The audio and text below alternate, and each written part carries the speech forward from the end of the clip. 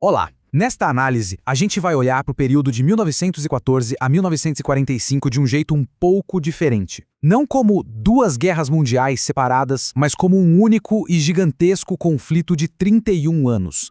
Um conflito que literalmente destruiu um mundo para poder forjar um outro no lugar. Bom, para a gente entender o clima da época, essa frase do secretário britânico Edward Grey, em 1914, é perfeita. Com essas palavras sombrias, ele resumiu tudo. Não era só o começo de mais uma guerra, era o fim de uma era. Era como se toda a civilização do século XIX estivesse desmoronando de uma vez só.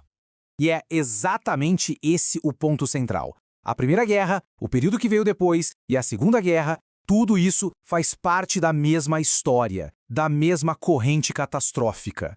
Essa tal Guerra dos 31 anos foi o que, no fim das contas, moldou o século XX inteiro. E para a gente ter uma ideia do tamanho dessa virada, é só comparar.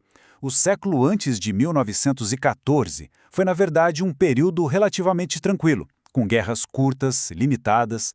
O que começou ali em 1914 foi algo completamente novo. Uma guerra numa escala, com uma intensidade e uma brutalidade que ninguém nunca tinha visto, levando populações inteiras para um tipo de massacre industrial. A primeira fase desse conflito foi a chamada Grande Guerra. E foi ela que inaugurou essa era de massacre numa escala que, ninguém podia sequer imaginar.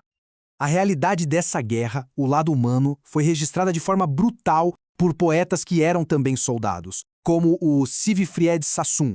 Ele descreveu o horror da frente ocidental, uma verdadeira máquina de moer gente, onde milhões de homens viviam e morriam no meio de ratos, piolhos e muita, muita lama.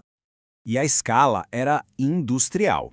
Pensa só, em um único dia, no comecinho da Batalha do Somme, o exército britânico teve 60 mil baixas. 60 mil!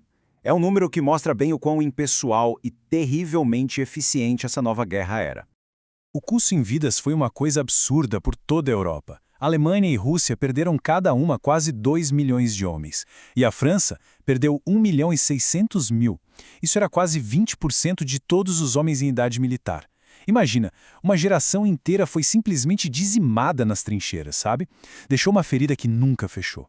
Mas aí fica a pergunta, né? Por que essa guerra foi até o fim, até a exaustão total? É que os objetivos não tinham limite. A Alemanha queria um lugar ao sol, queria desafiar o poder da Grã-Bretanha. A França, por outro lado, lutava para não ser engolida. Não era uma briga por um pedacinho de terra, era uma luta de ou eu ou eles. A única coisa que servia era a vitória total.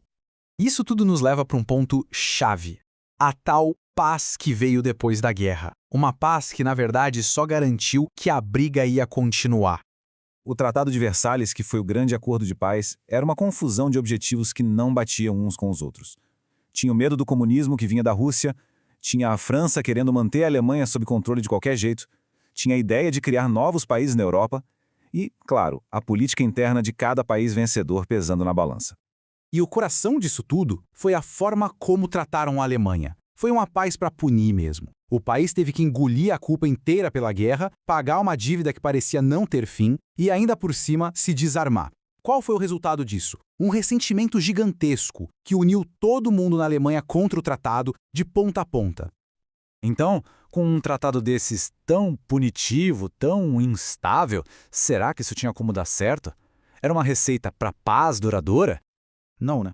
Pelo contrário, era a garantia de uma nova guerra. O acordo já nasceu morto. Pensa bem, deixaram de fora a Alemanha, que estava arrasada, mas ainda era uma potência, a Rússia soviética e, pasmem, os Estados Unidos, que nem quiseram assinar o tratado no final. Sem essa gente toda, a paz não ia durar. Era só esperar para ver quando tudo ia explodir de novo.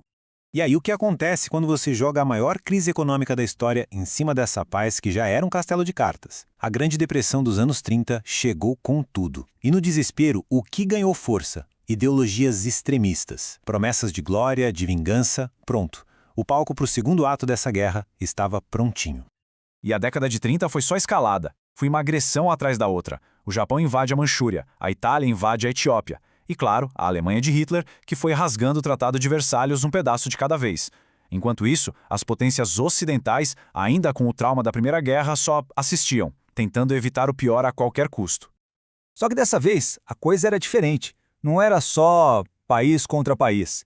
Era uma guerra de ideologias, uma briga de vida ou morte entre fascismo, comunismo e democracia. Era como se fosse uma guerra de religião, sabe? Onde não existe meio termo. Perder significava ser escravizado ou morto. Então, acordo, negociação, impossível. Certo. Então, no final das contas, qual foi o legado dessa catástrofe de 31 anos? Bom, o mundo em 1945 não tinha absolutamente nada a ver com o de 1914.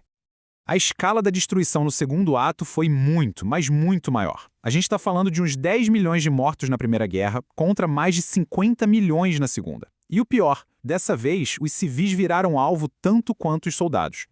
Foi uma catástrofe humana numa escala difícil até de imaginar. Em 1945, mais de 40 milhões de pessoas estavam vagando pela Europa. Sem casa, sem rumo, refugiados, deslocados, expulsar populações inteiras virou uma tática de guerra, uma política de Estado.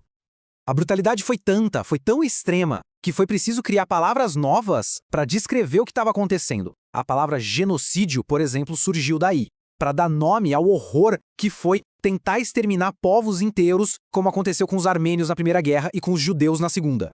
E aqui a gente chega no grande paradoxo disso tudo. Essa guerra de 31 anos foi, sem dúvida, a maior catástrofe que a humanidade já viu. Ponto. Só que, ao mesmo tempo, ela meio que resolveu os problemas que levaram a ela. Ela botou um fim no mundo antigo dominado pela Europa, acabou com a Grande Depressão e criou uma nova ordem mundial. Aquela ordem bipolar da Guerra Fria que, por mais assustadora que fosse, acabou sendo estável por um bom tempo. É como se a Primeira Guerra não tivesse resolvido nada, só deixado tudo pior. Já a Segunda, com todo o seu horror, acabou trazendo soluções, pelo menos por algumas décadas. As economias do Ocidente viveram sua Era de Ouro. E uma paz, mesmo que super tensa, se estabeleceu entre as duas grandes superpotências. O que nos deixa com uma pergunta final, uma pergunta que fica no ar. Essa catástrofe de 1914 a 1945 resolveu os problemas de um mundo antigo e deu à luz ao mundo que a gente vive hoje? Mas quando a gente para pensar no custo humano disso tudo, dezenas de milhões de vidas, a pergunta que fica é, será que valeu a pena? O mundo que nasceu dessa destruição valeu esse preço?